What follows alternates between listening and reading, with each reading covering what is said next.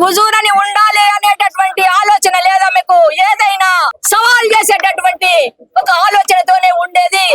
ఎవరి దగ్గరైనా గాని ఒక పులి పిల్లలాగా మాట్లాడేది, ఒక సింహం లాగా దూసుకుపోయేది ఆమె. అట్లాంటి ఆమెను పూర్ణచందర్ బాదావత్ అనేటటువంటి ఒక కల్చరల్ ప్రోగ్రామ్స్ చేసేటటువంటి టీ న్యూస్ లా సంతోష్ కుమార్ కి ఒక పిఏగా నేను ఉంటున్నా.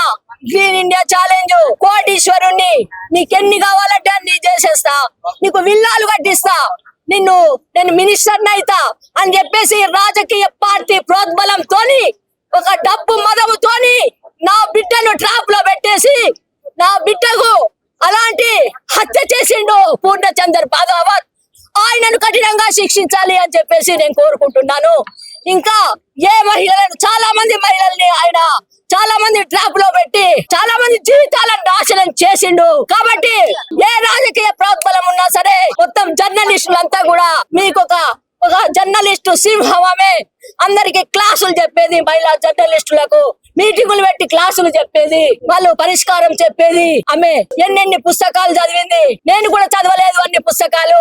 ఆమె అమ్మా నువ్వు ఎందుకు భయపడతావు, అది నేను చూసుకుంటా కదా అని చెప్పేసి నాకే ధైర్యం చెప్పినటువంటి ఆ అమ్మాయిని ట్రాప్ చేసి ఆమె జీవితాన్ని ముగించేలా వాడు చేసిండు. వాడు హంతకుడు అని చెప్పేసి ఇవన్నీ కేసు పెట్టి ఇవన్నీ శిక్షించాలి, అని జైలుకు పంపాలి. ఇంకా వానికి మద్దతు ఇచ్చినటువంటి ఎవరైనా ఉన్నా సరే వాళ్ళందరినీ కూడా శిక్షించాలని చెప్పేసి, అలాంటి వాళ్ళ పట్లన అందరూ మహిళలందరూ కూడా అప్రమత్తంగా ఉండాలి, మెలకువతోని ఉండాలి.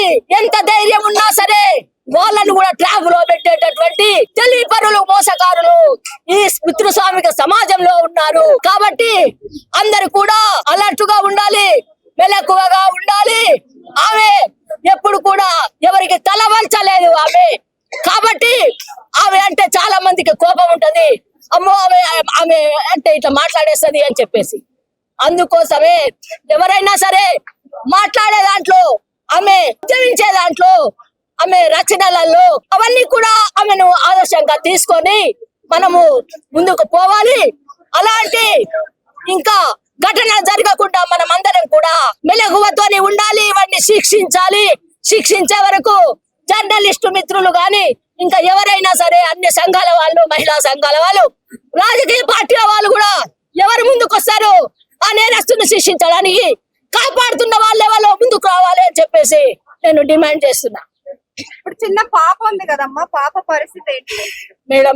మేము బాధలో ఉన్నాము. పాప పరిస్థితి ఏం చెప్పమంటారు చెప్పండి? ఆ పాప వాళ్ళ అమ్మ కోసము ఏమి జరుగుతుంది, మా అమ్మకని తెల్లవారులు నిద్రపోకుండా మా అమ్మ గొడవ జరిగింది అని కాపలా ఉన్నది మా మనవరాలు. ఆమె కాపలా ఉన్నది వాళ్ళ అమ్మను రక్షించుకోవడానికి కోసమే, వాళ్ళ అమ్మతో ఉన్నది. వాళ్ళ అమ్మకి ప్రమాదం జరుగుతుందని చెప్పేసి ఆమె వాళ్ళ అమ్మతో ఉన్నది. ఆమెకి ఎన్ని కష్టాలైనా భరించుకుంటున్న మనవరాలు చాలా 14 సంవత్సరాలు గాని ఆమెకు చాలా నాకంటే ఎక్కువ మెచ్యూరిటీ అనేది ఉన్నది నా మనవరాలకి.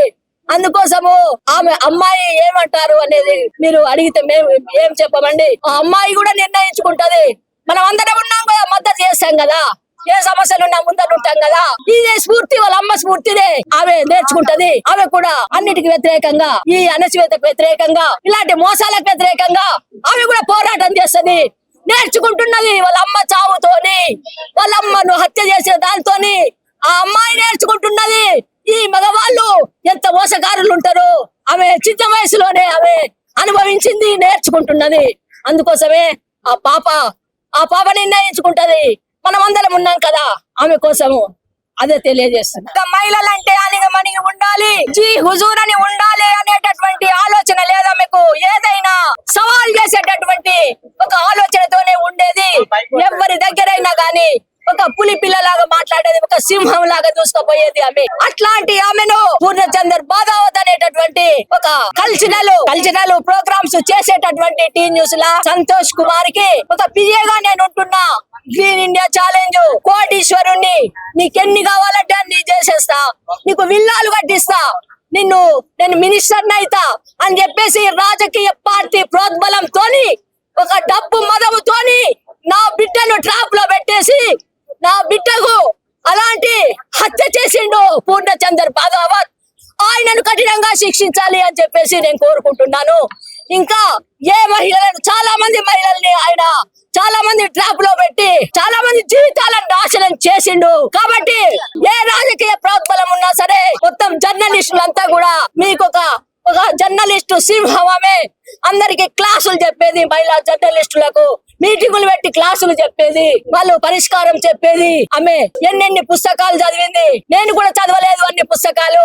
ఆమె అమ్మా నువ్వు ఎందుకు భయపడతావు, నేను చూసుకుంటా కదా అని చెప్పేసి నాకే ధైర్యం చెప్పినటువంటి ఆ అమ్మాయిని మొత్తం ట్రాప్ చేసి ఆమె జీవితాన్ని ముగించేలా వాడు చేసిండు. వాడే హంతకుడు, వాడు హంతకుడు అని చెప్పేసి ఇవన్నీ కేసు పెట్టి ఇవన్నీ శిక్షించాలి అని జైలుకు పంపాలి. ఇంకా వానికి మద్దతు ఇచ్చినటువంటి ఎవరైనా ఉన్నా సరే వాళ్ళందరినీ కూడా శిక్షించాలని చెప్పేసి అలాంటి వాళ్ళ పట్లన అందరూ మహిళలందరూ కూడా అప్రమత్తంగా ఉండాలి, మెలకువతోని ఉండాలి.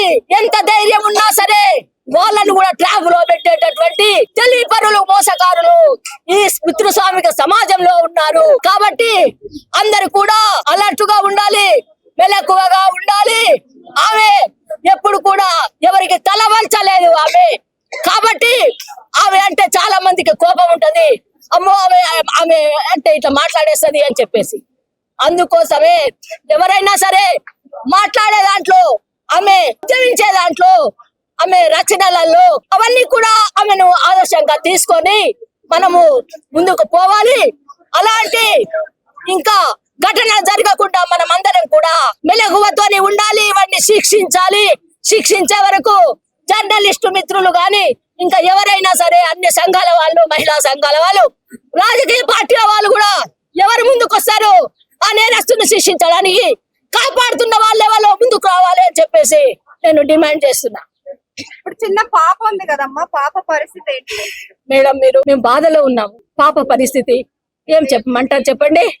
ఆ పాప వాళ్ళ అమ్మ కోసము ఏమి జరుగుతది, మా అమ్మకని తెల్లవారులు నిద్రపోకుండా మా అమ్మ గొడవ జరిగింది అని కాపలా ఉన్నది మా మనవరాలు.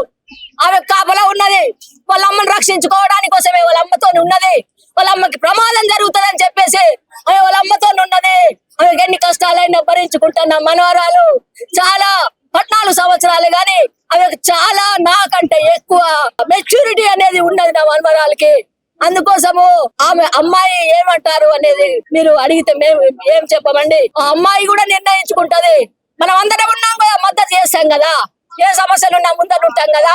ఇదే స్ఫూర్తి వాళ్ళ అమ్మ స్ఫూర్తినే ఆమె నేర్చుకుంటది. ఆమె కూడా అన్నిటికి వ్యతిరేకంగా, ఈ అణచివేతకు వ్యతిరేకంగా, ఇలాంటి మోసాలకు వ్యతిరేకంగా ఆమె కూడా పోరాటం చేస్తది, నేర్చుకుంటున్నది. వాళ్ళ అమ్మ చావుతోని, వాళ్ళ అమ్మను హత్య చేసే దాంతోని ఆ అమ్మాయి నేర్చుకుంటున్నది.